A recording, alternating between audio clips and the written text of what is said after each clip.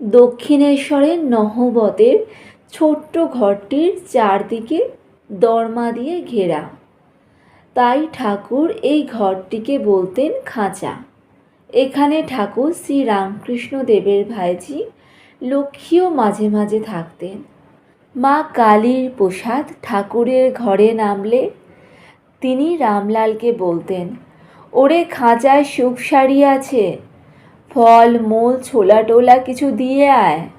পরে শ্রীমা বলতেন, কখনো কখনো 2 মাসেও হয়তো একদিনও ঠাকুরের দেখা পেতুম না।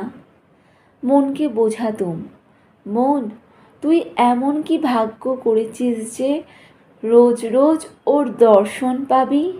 দাঁড়িয়ে দাঁড়িয়ে দরমার বেড়ার ফাঁক দিয়ে কীর্তনের আখর শুনতুম। পায়ে বাদ ধরে গেল। তখন ঠাকুরের নিকট বহু ভক্ত আসতেন।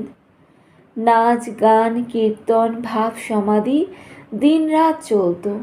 শ্রীমা ওই সব দেখতেন, শুনতেন আর ভাবতেন, আমি যদি ওই ভক্তদের মতো হতুম তো বেশ ঠাকুরের কাছে থাকতে পেতুম, কত কথা শুনতুম, এত কাছে থেকেও কত দূরে।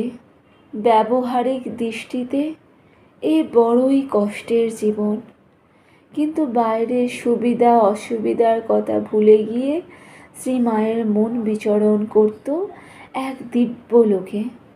তিনি বলতেন, কি আনন্দেই ছিলুম, কত রকমের লোকই তাঁর কাছে আসতো।